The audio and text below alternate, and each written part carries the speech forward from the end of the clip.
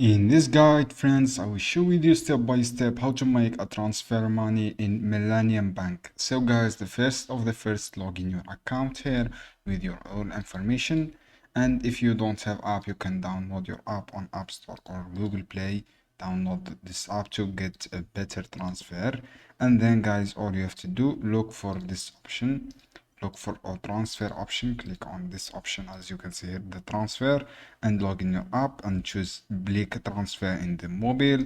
From here, write your all details guys from the account you want to make transfer and write your beneficiary name. As you can see here guys, if I make this details here, write your beneficiary name, and then guys, after write your beneficiary name, write your phone number.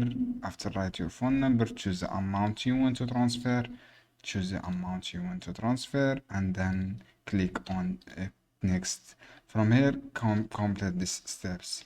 The same thing on the web guys, just click transfer and make a transfer, and then write your all details such account number, this is for the bank, and then choose the amount you want to transfer. So guys, just follow these 3 simple steps and then you will see this successfully transfer.